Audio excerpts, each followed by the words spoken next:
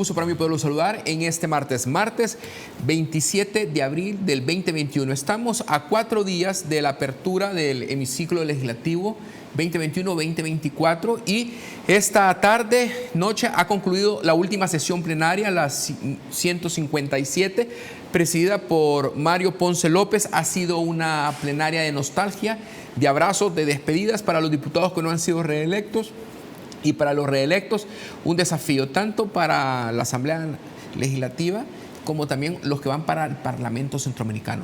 Esta noche, el tema que le proponemos a usted es seguridad. El Estado de la Nación en materia de seguridad, a partir pues, de los anuncios que ha dado el señor presidente en materia de el plan control territorial y particularmente con los centros penales, cerrando 4 la semana pasada y entregándoselos a educación. ¿Quién está hoy con nosotros? Está el experto en materia de seguridad, consultor nacional, consultor internacional. Me refiero al licenciado Luis Enrique Contreras, a quien doy la más cordial bienvenida a la entrevista de este martes. Muy buenas noches, licenciado Contreras. Qué gusto para mí saludarlo y poder compartir estos próximos minutos hablando de lo que le apasiona tanto como es el estado de la seguridad nacional. No, un gusto estar nuevamente para analizar la coyuntura, tanto igual política, que ha estado bastante intensa en sus puntos más álgidos, hoy que va de salida la asamblea actual. Contreras, la madrugada de este lunes despertamos con el resultado del operativo Monarca en una primera fase en donde se emiten 19 órdenes de captura y se hacen efectivas 16 in situ contra 2 alcaldes del Departamento de La Paz, un subinspector de la Policía Nacional Civil que huye de la justicia y la captura en un puesto fronterizo de un exdiputado vinculado al partido Frente Farabundo Martí para la Liberación Nacional, acusado de corrupción en materia de algún tipo de manejo en obras civiles en las alcaldías, como el manejo de ayudas y asistencia agrícola. Definitivamente ha sido un golpe a la criminalidad bastante sonado. Esperemos que el proceso de judicialización de estos casos tenga una celeridad como tal para que podamos tener un conocimiento de si se va a haber una condena o no. Realmente, incluso el fiscal general lo mencionaba en un programa de televisión, que estas investigaciones no son de ayer, anteayer, sino que vienen del año pasado. Y eso es bueno destacarlo en el sentido que ha habido un trabajo de investigación exhaustiva de parte de la Fiscalía y de la Inteligencia Policial también, y eso ha sido bueno. Yo creo que hay que destacar la suma importancia que tiene esa articulación sistemática que tuvo la Fiscalía General de la República con la Policía Nacional Civil en cuanto a este operativo denominado Monarca, en el cual obviamente tiene a unos partícipes de índole político, como ya lo mencionas tú, José, diputado, actual diputado, actuales alcaldes, suplente del partido FMLN, y como le mencionaba el ministro de Justicia actual, que hacían negociaciones ilícitas, condicionando otorgación de actividades en la alcaldía, de servicios. Esta es una práctica definitivamente nefasta que debe erradicarse en el país. Yo pienso que esto es muy bueno en el aspecto que se dé este golpe a la criminalidad.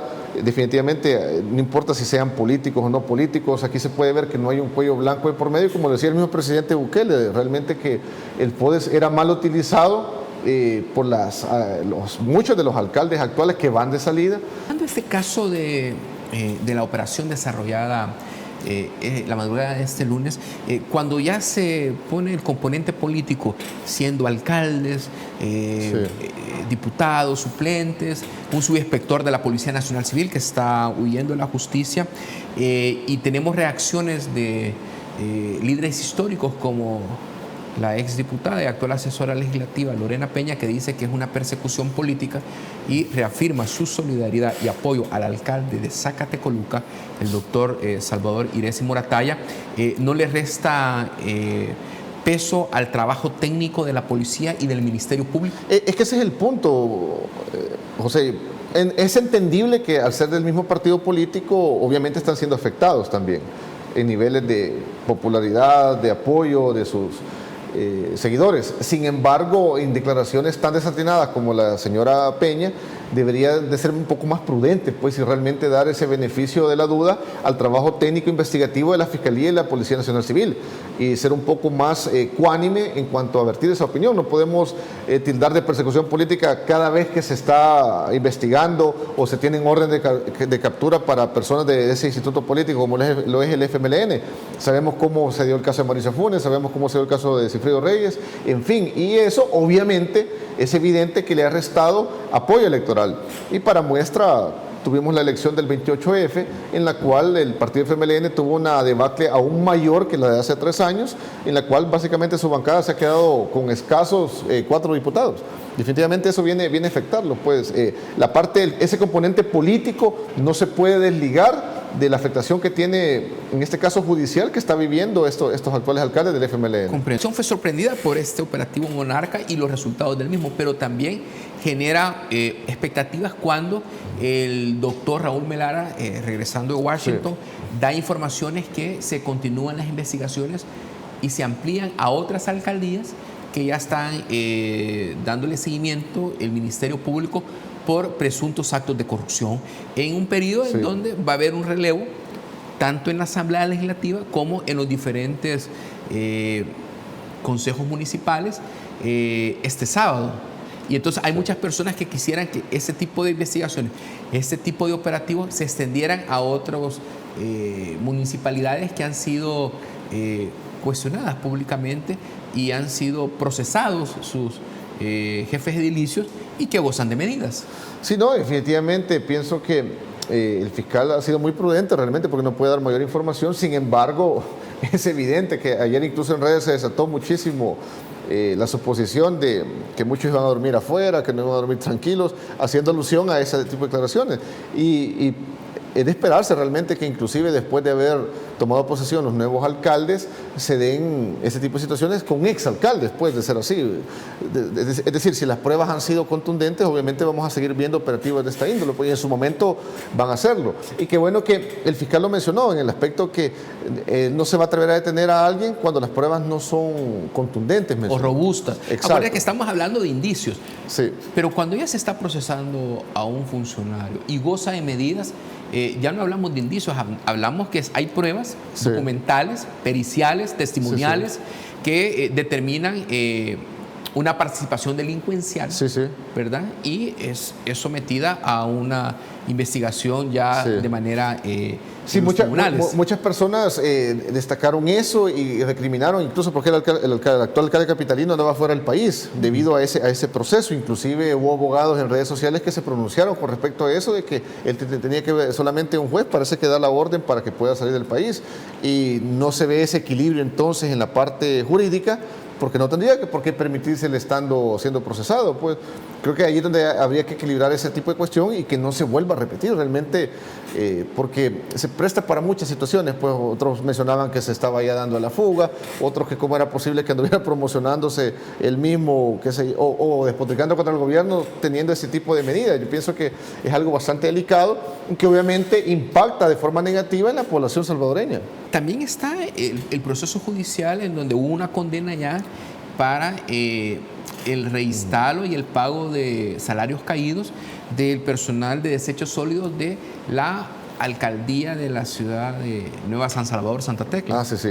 Entonces, la población y personas cercanas al gobierno exigen al fiscal resultados, existe al fiscal avances en las investigaciones a tan solo 4 días incluso de terminar esos periodos en estos consejos municipales, y por qué no decirlo también en la actual Asamblea Legislativa, donde existen investigaciones abiertas de oficio, en donde el Ministerio Público tiene una investigación sobre plazas fantasmas. Sí.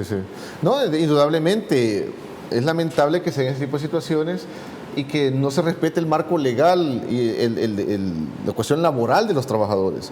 Y obviamente Santa Tecla ha sido noticia por ese tipo de situaciones. Vemos también en San Salvador cómo se está teniendo muchos encontronazos también ya a nivel político entre el ministro del Trabajo, en acusaciones serias el día de ayer, por cierto, de que se favorecía a ciertas personas con contratos en la alcaldía de San Salvador, etcétera.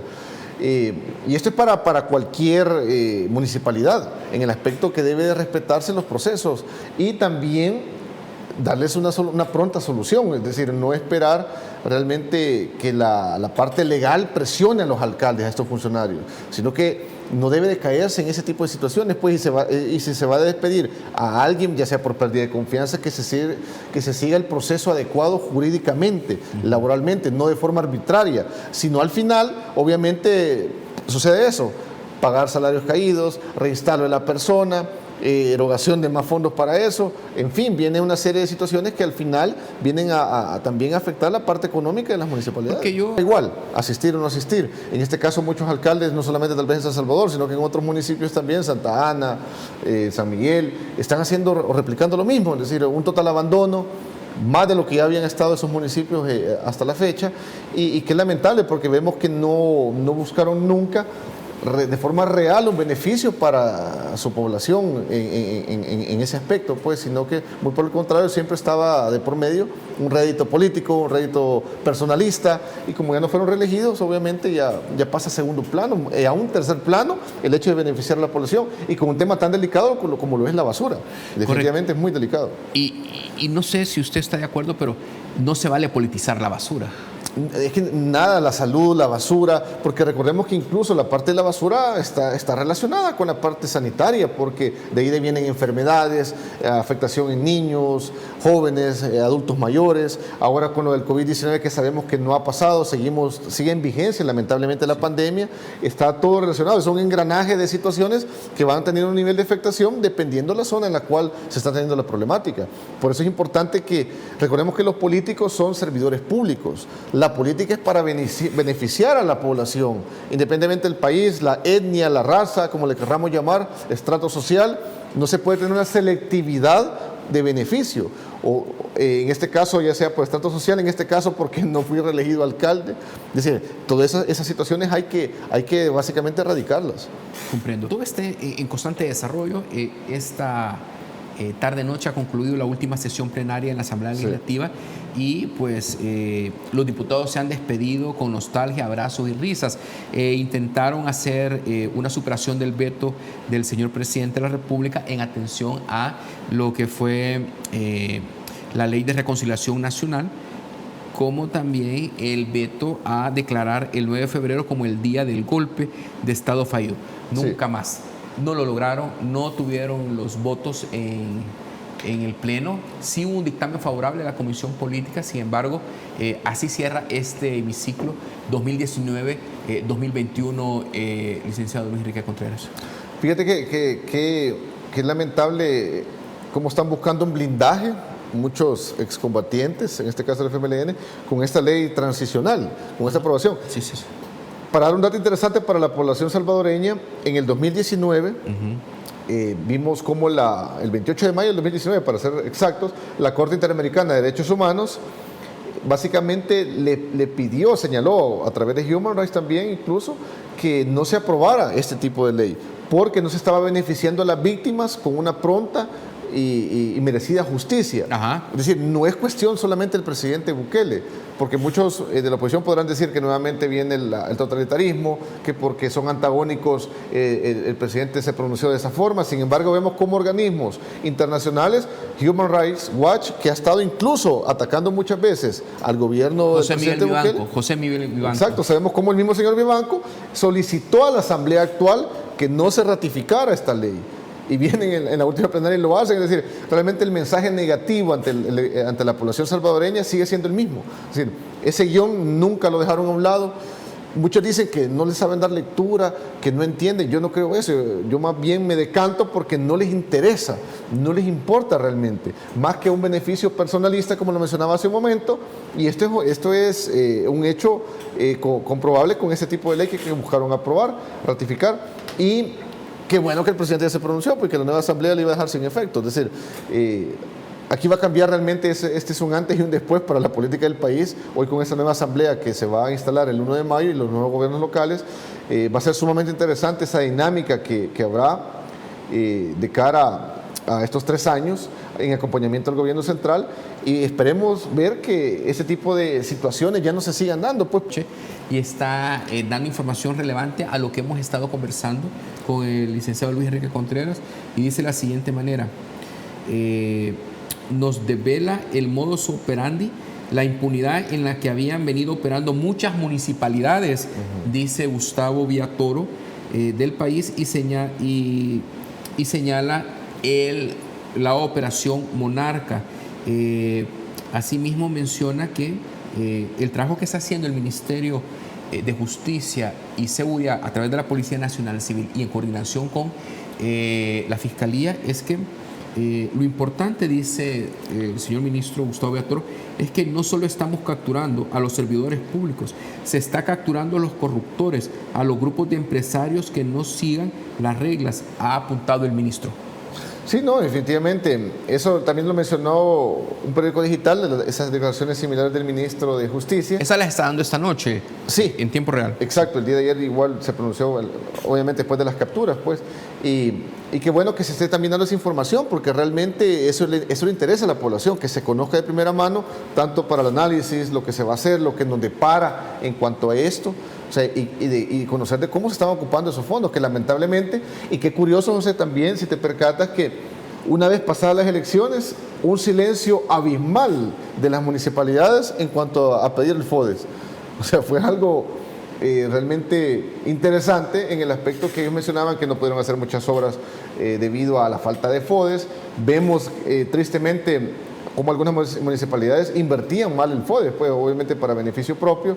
Vimos también despilfarros también de ese dinero también del Estado, paradas de buses con altos costos en el occidente del país. En fin, una serie de situaciones que esperemos que ya no se sigan dando, pues hoy con esta nueva bancada de diputados y de alcaldes, en el aspecto que esa sintonía de trabajo sea de beneficio para la población. Yo soy de la opinión que va a llevar a esa dinámica, José, porque definitivamente a la fecha, muy puntualmente hemos visto obras realmente de mucho realce para el país.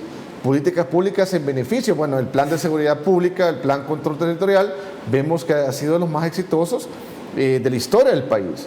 Incluso se ha vuelto un modelo a nivel regional.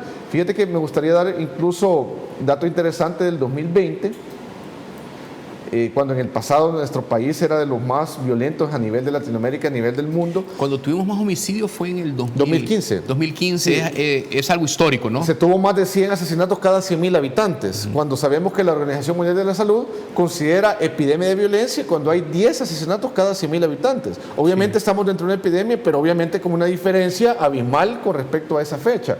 Fíjate que en el 2020...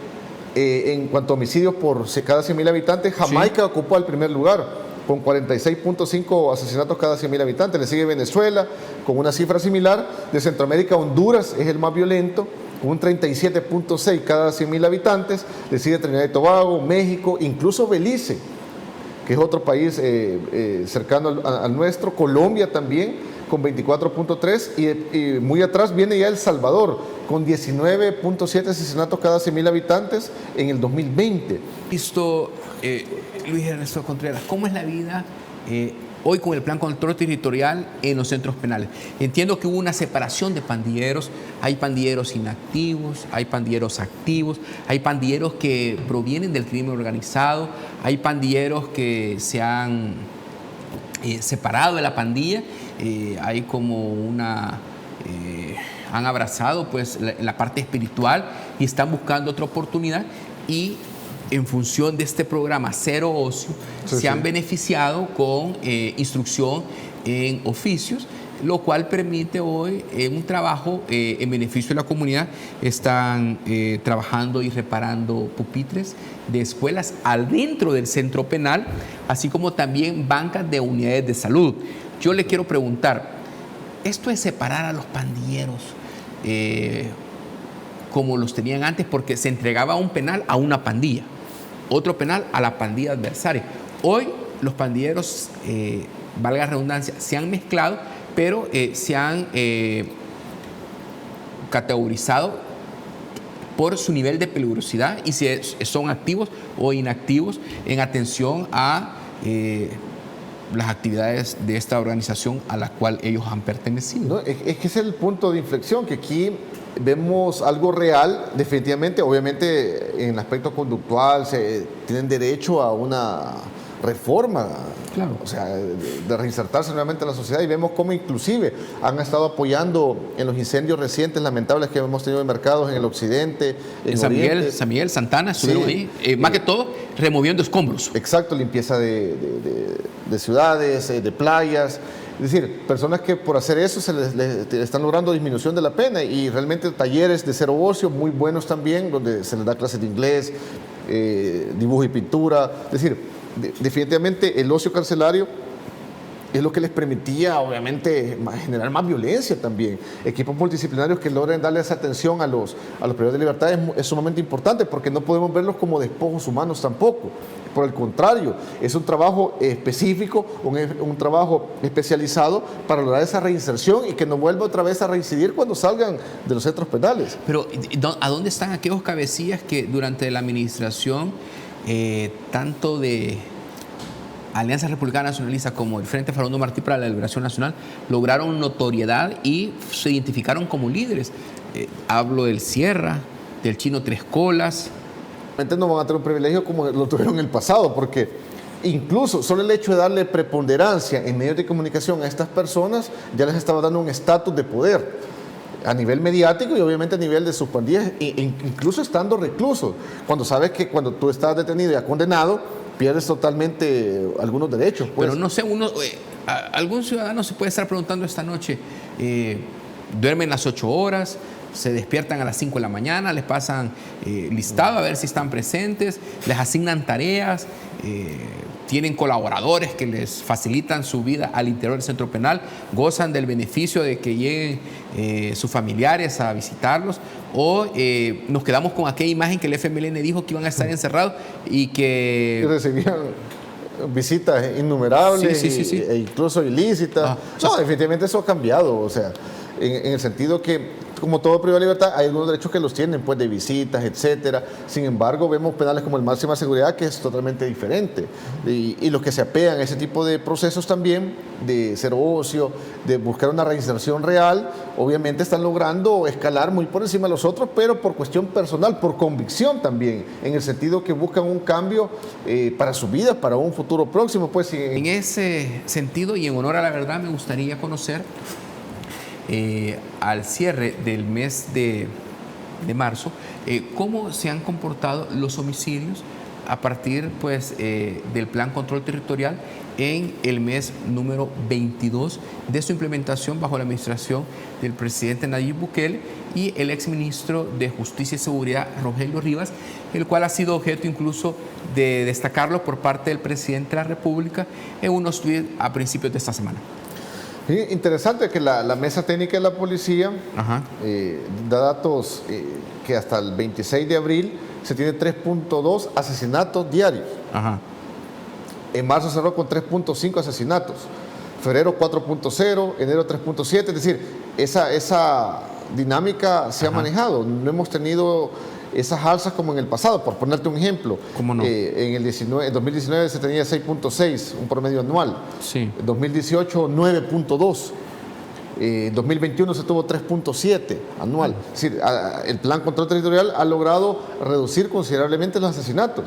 Y también podemos mencionar algo interesante, porque hoy se hace mucho eco de los desaparecidos. Hoy quieren tergiversar, haciendo alusión que el gobierno no está pudiendo darle atención a este flagelo. Sin embargo, el tema de los desaparecidos se acrecentó, básicamente, y es el legado que nos dejó el FMLN. A partir del 2012, con esa fatídica tregua que trajo mucho desastre para el país a nivel delincuencial, económico, etcétera. Los desaparecidos fue otro flagelo, flagelo, que inclusive el FMLN en ese momento le llamaba movilidad humana, para tratar de disfrazarlo como tal. Incluso se tenía, por ejemplo, 11 desaparecidos por día en el gobierno del FMLN en cuanto a las denuncias. Con el gobierno actual se ha logrado tener un promedio de 4, es decir, no es que estén aumentando entonces. Hay una gran diferencia, porque aquí es donde tergiversan la realidad muchos medios antagónicos al gobierno y obviamente la oposición política, pues. Básicamente fue una deuda que el FMLN y Arena no nos dejaron, y se ha logrado reducir. Esto también ha sido en buena manera al trabajo articulado también con la Fiscalía. El protocolo antes para los desaparecidos era más extenso, tenías que esperar más horas. ahora es prácticamente inmediato cuando puedes denunciar a una persona que ha desaparecido. Triste no reconocer cuando realmente una política criminal está dando resultados históricos para el país.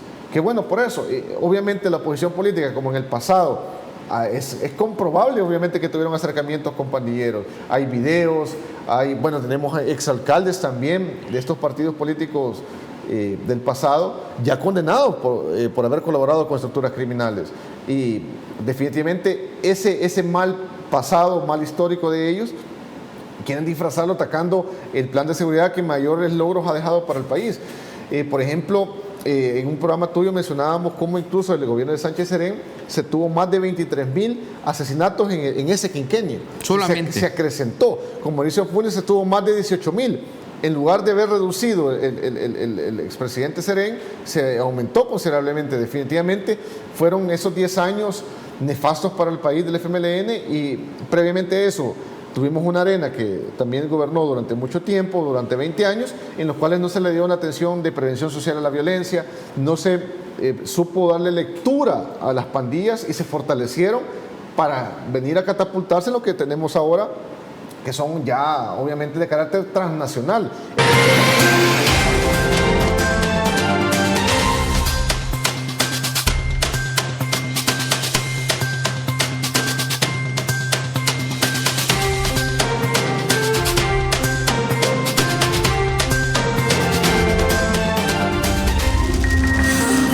Los conceptos vertidos en este programa son responsabilidad de la persona que los presentó.